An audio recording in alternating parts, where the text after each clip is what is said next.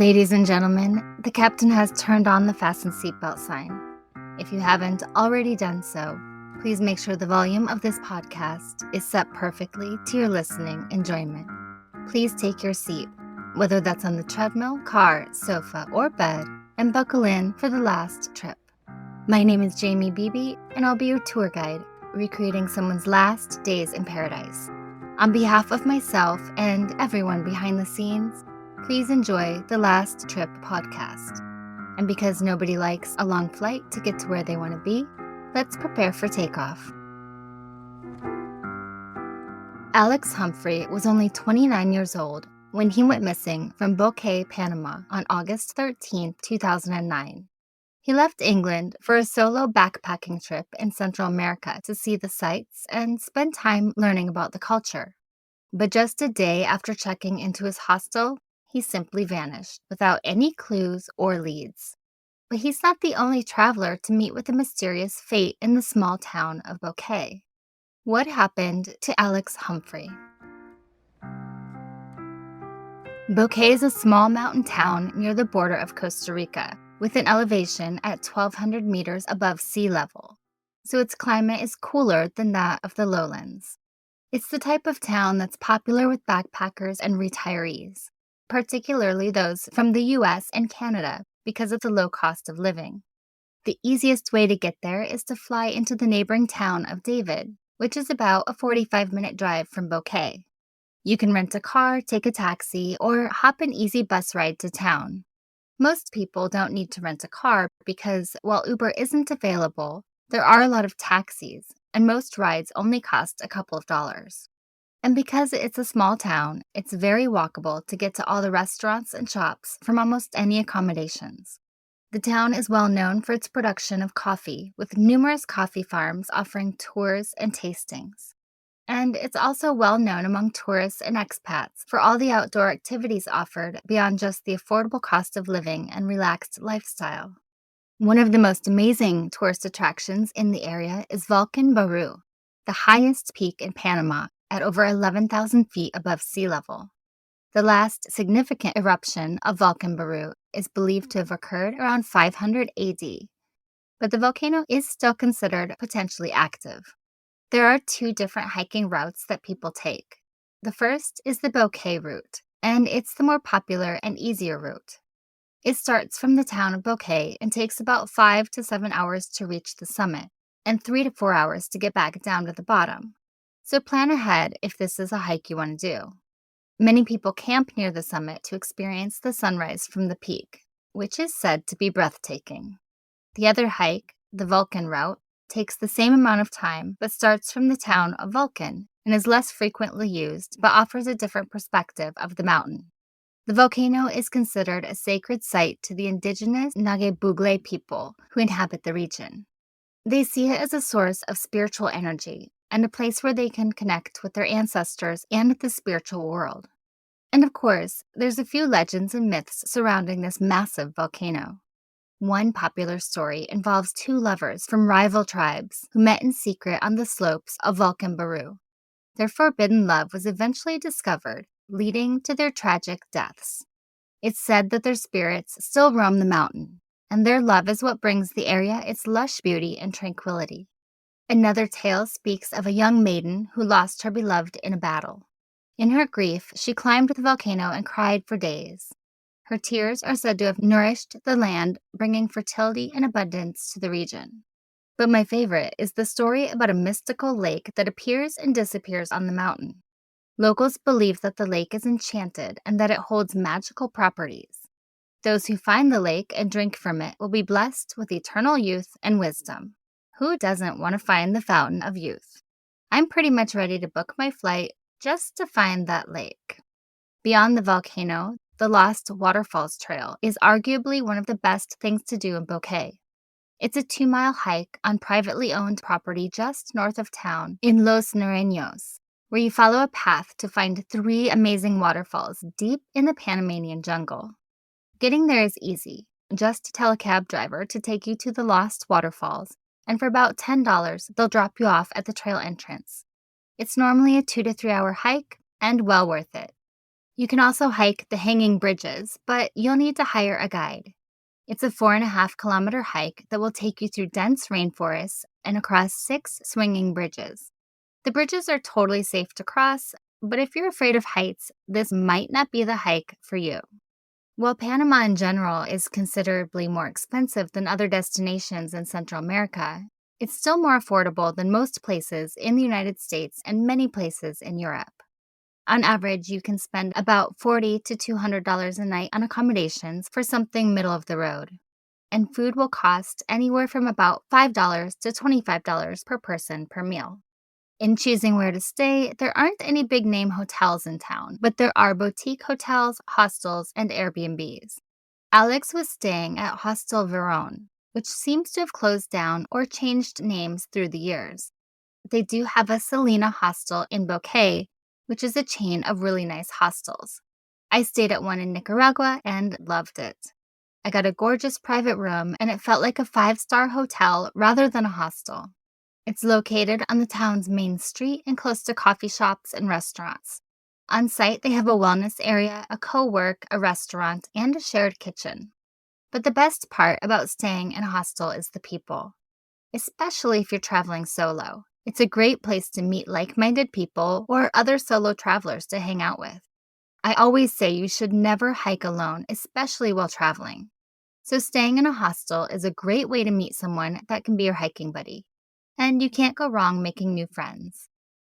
In a world where the bizarre meets the absurd, where reality is just a suggestion, and where the only rule is that there are no rules, comes a podcast that's so out there, it's in a category of its own. Okay, look. Tune in every Tuesday to the Scream Queer podcast with me, your host, Ralph Anthony, where I'm talking true crime, horror, paranormal encounters, and my personal favorite, unpopular opinions. Tune into my wild listener submission segments that will have you sleeping with the light on, and hot topics including social issues that'll have you scratching your head saying, wait, what? So if you're ready to laugh, scream, and maybe even learn a thing or two, grab your popcorn, your tinfoil hats, and your sense of humor, because the Scream Queer podcast is about to take you on a wild ride to the outer limits of absurdity. Available wherever you listen.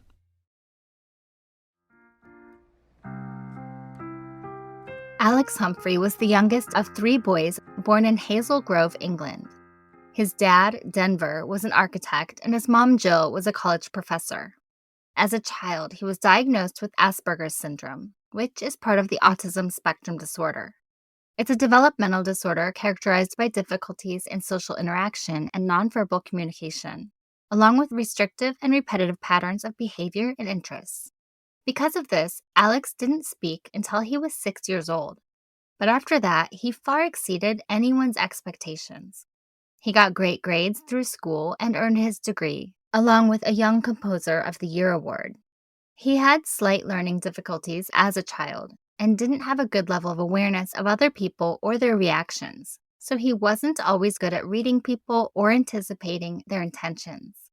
While Alex did okay in small groups or one-on-one interactions with people, his Asperger's manifested in relating to large groups of people he didn't know. He had some problems understanding gestures and body language, and his vision was sometimes in black and white without distinguishing shades of gray. Despite that, he had a great sense of social justice and would rush to help someone in trouble without considering the consequences that could arise. He would stand his ground in any situation, which worried his parents because he couldn't read people well, and if he was confronted, he wasn't one to back down. As he grew up, he became very outgoing and was great at making new friends. After he went missing, there was an outpouring of love from friends he made from all over the world throughout his short life. Alex's greatest passions were in the arts. He was a classical music enthusiast, loved poetry, and art house films. He was well known along Manchester's poetry scene for not only his beautiful poems, but also his performances when reading them on a public stage. After school, he got a job as a care and support worker for children with learning disabilities. He wanted to help kids like himself excel just like he did, and he came from a place of understanding that others didn't. Alex was really close to his family. His two older brothers, Martin and Andrew, kept an eye on him growing up, and the three were the best of friends. As an adult, he still had a key to his parents' home and even keys to the car. His mom said, Alex would just turn up and let himself in. We are used to him popping around, and he and I spent a lot of time together going to music performances at the Bridgewater Hall in Manchester. His knowledge about classical music was exceptional, and while we didn't always agree on what we liked, we always had much to talk about. The other thing we liked to do together was go to the cinema. Alex was the only person in the family who would come with me to see the Harry Potter films.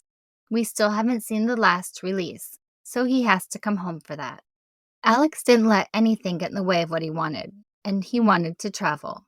He traveled often before this fateful trip, backpacking through America and Europe alone, and he was perfectly fine. He preferred the off-the-beaten-track experiences and meeting with locals rather than following the typical tourist trail. He liked to seek out locals to speak to rather than other tourists, and didn't like organized travel, but instead he'd rather experience things on his own. Because he'd traveled solo before and wasn't any kind of a troublemaker, didn't take drugs or drink, when he told his parents he was going to Central America, they didn't worry about him. While he didn't speak Spanish, Boquete has a large expat population and English is widely spoken. No one could have predicted the outcome of what was supposed to be a wonderful vacation abroad. Let's dive into what we know about this case after a message from our sponsors. Alex set off from England for a 3-week holiday, arriving in Panama City on August 11, 2009. The next day, he traveled to Boquete by bus. On August 12th, he booked 4 nights at the hostel Verone in town and emailed his mom to let her know that he had arrived and was having a great trip. But that was the last time his family ever heard from him. He checked in and stayed at the hostel that night, and the owner of the hostel spotted Alex leaving the next morning, and that was the last ever confirmed sighting of him. From there are several substantial rumors about where he went and what he did before he disappeared. There was word that he was inquiring about some local whitewater rafting trips, which likely didn't pan out because it's believed he went to visit the nearby Balneario Majagua waterfall. It's located in the Chiriquí province of Panama near the town of Dolega, which is about a half-hour taxi ride away from Boquete. It's a popular destination for both locals and tourists who are looking to escape the heat. 2 days after the last sighting of Alex, the hostel owner was growing concerned because he hadn't been back. One thing I really like about hostels is that they look out for you, especially if you're traveling solo. The front desk people aren't like the ones at a hotel, but rather they ask questions to see where you're headed for the day or when you'll be back. There are a lot of common areas that people hang out in at a hostel, so it's noticeable pretty quick when someone goes missing. The hostel owner had a gut feeling something was wrong, so she went to his room to try to figure out where he went, or possibly if he checked out before his time and just didn't tell anyone. But when she got there, she found all his possessions abandoned but completely undisturbed. She decided to give him some time to come back because there were no signs of trouble or a struggle or theft in his room. So perhaps he decided to camp at Valkenbaru or visit another town and would be back soon. But 5 days later, still no one had seen or heard from Alex, and he had not been back to his room. This is when the hostel owner contacted the Humphrey family and told them Alex had disappeared. His family immediately took action. His brothers, Andrew and Martin, flew to Panama and met with the country's Minister of Tourism, along with officials from Britain's Foreign Office. Panama's search and rescue team, called Sinaproc, also jumped in to search for Alex. They combed nearby areas with 30 to 40 men at a time.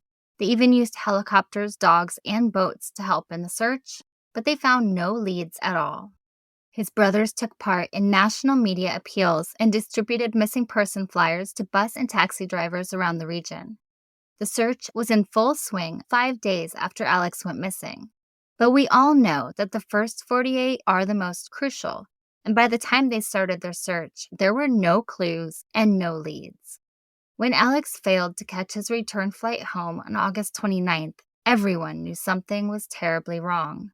There were several rumors and possible sightings.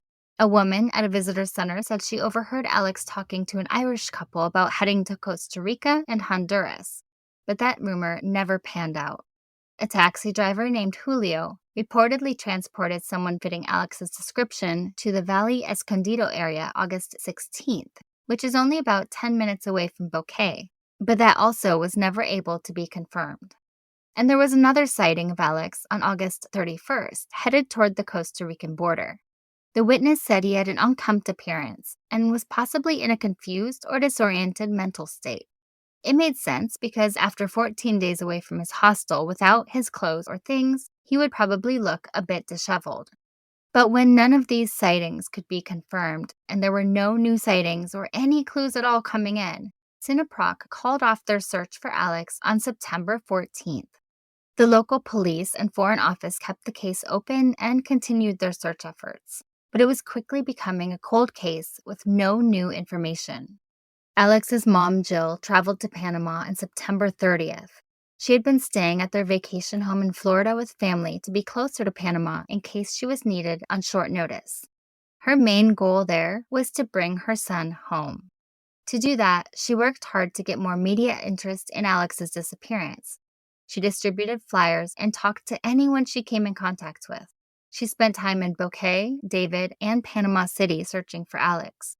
The Panamanian authorities were helpful and arranged an escort and interpreter and set up opportunities to speak to TV, radio, and other press.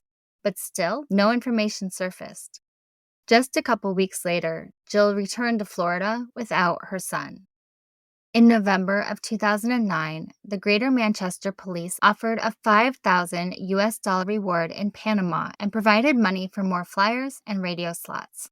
Their plan was to send their own investigative team to Panama to help, but they would need an official invitation to do that, and they hadn't gotten one yet. Then, on January 5th, the Humphreys got word that Alex's body was found. I can't imagine how hard it was to wait as authorities tried to determine if the body was their son. But it turned out to be another man, Frank Capone, from North America, that had a similar build to Alex. In February of 2010, the Humphreys hired a private detective that had been living in Panama for over 20 years to help them, and they headed back to the country. As soon as they met the PI at the airport, they got to work looking for any clues at all. They talked to the owner of the hostel and found a tourism center where Alex made inquiries about activities in the area. They were able to confirm that Alex was seen at a local swimming spot that was listed in the Lonely Planet guide, but had apparently now become a hangout for druggies and prostitutes, as well as being used by families as a nice place to swim when it's hot. He was there the afternoon of the 13th and spoke to a woman he met, who the media later recognized and called out as a local prostitute. From there, they didn't know where Alex went or even if this person might have had something to do with his disappearance. But any news at all was better than just sitting and wondering. It was also during this trip that Jill left a blood sample for DNA comparisons if the authorities should find a body.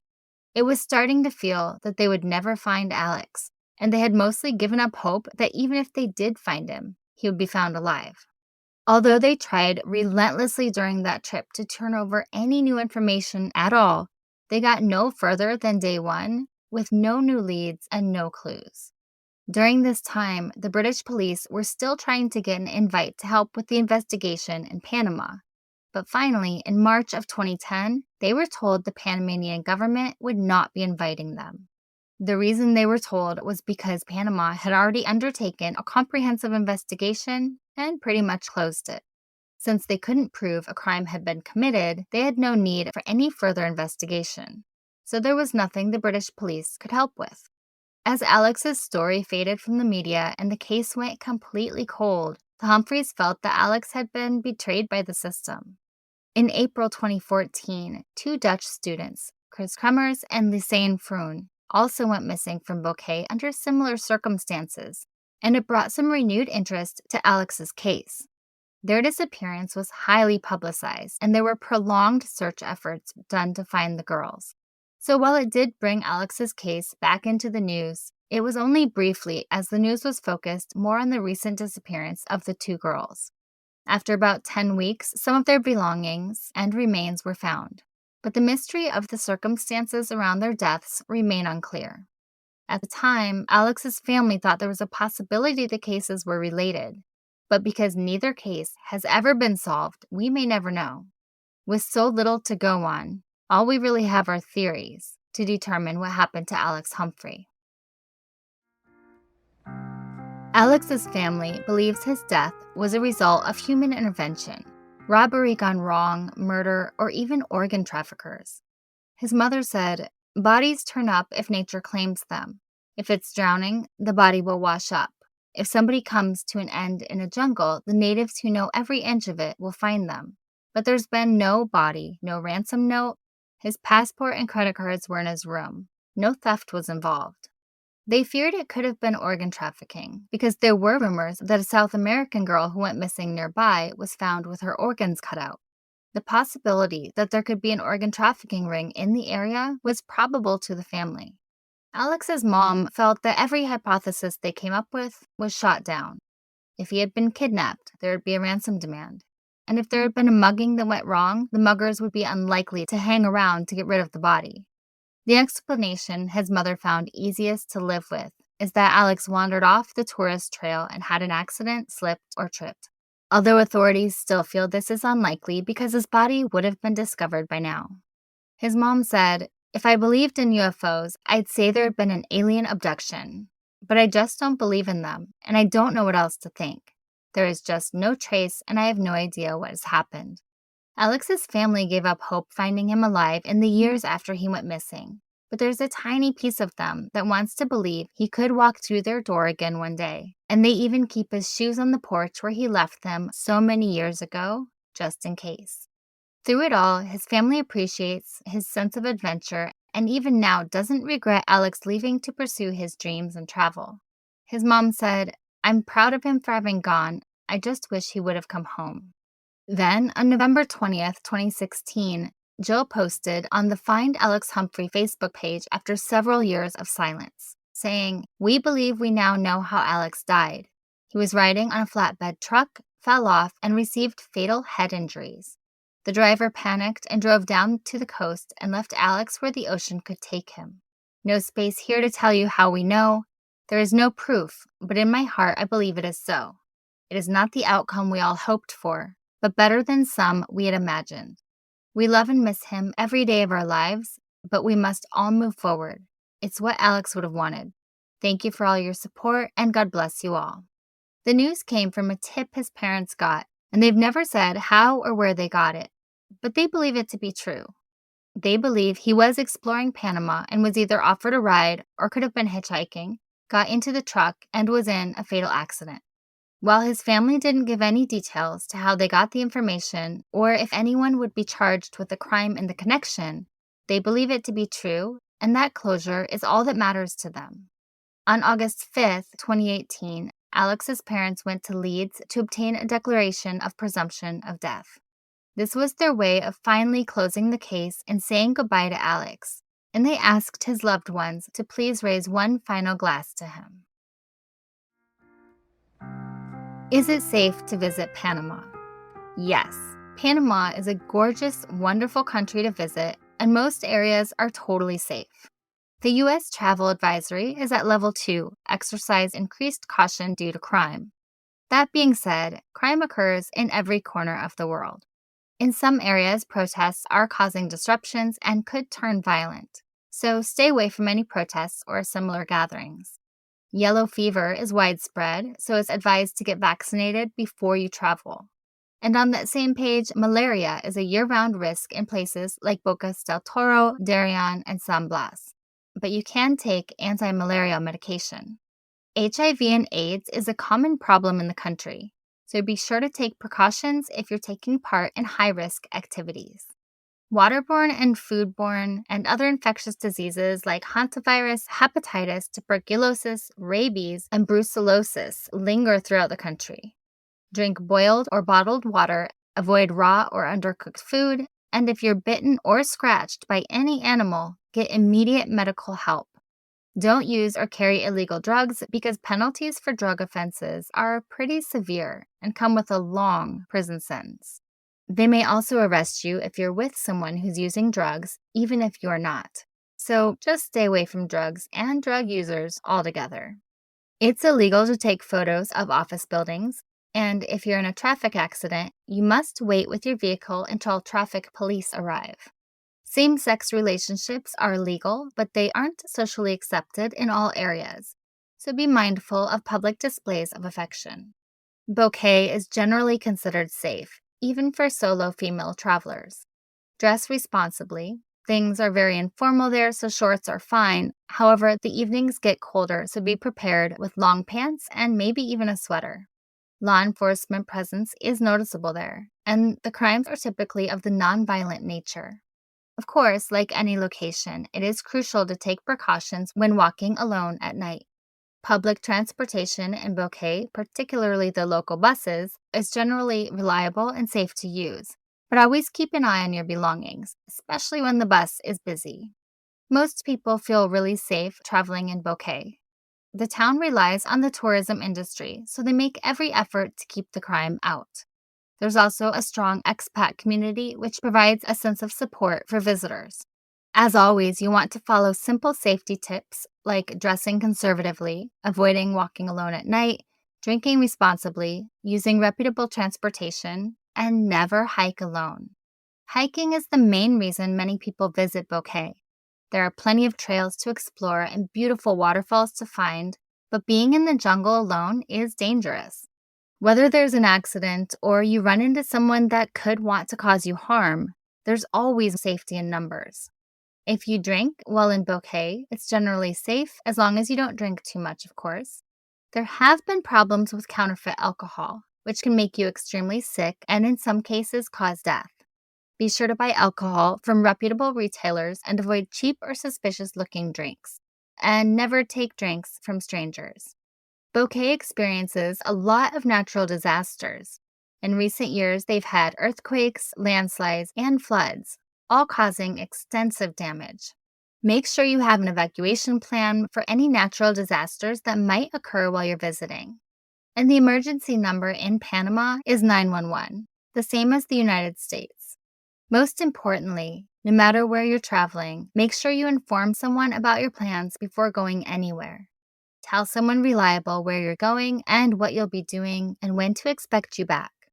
And my number one tip to staying alive on vacation is to pay attention to your gut. If something doesn't feel right, it isn't. Alex Humphrey was 29 years old when he went missing in 2009. He was last seen leaving Hostel Verón in Boquete, Panama on August 13th. And another likely sighting later in the day, a Balneario Majagua waterfall. Alex is 6 feet 2 inches tall, he's white, has a medium build, short dark hair, and green eyes. His family believes he is likely dead from a truck accident. But if you have any information or saw Alex Humphrey, please email his mom Jill at aghumph, that's aghumph@yahoo.co.uk. You can also contact the Greater Manchester Police and be sure to use reference number MP/09/004142. If you know anything at all about Alex Humphrey or what happened to him in Boquete, Panama, now is the time to come forward. And finally, remember to leave a review and rate this podcast 5 stars if you like the show, or hell, even if you don't. But either way, feel free to let me know what you think. Please follow The Last Trip on Instagram at The Last Trip Crime Pod and subscribe on Patreon to support the show. You'll get extra research, videos, photos, and updates, and even learn more about my personal travels. That's patreon.com/The Last Trip Podcast. I'm Jamie Beebe, bringing you your last trip and signing off until the next one. Thanks for listening.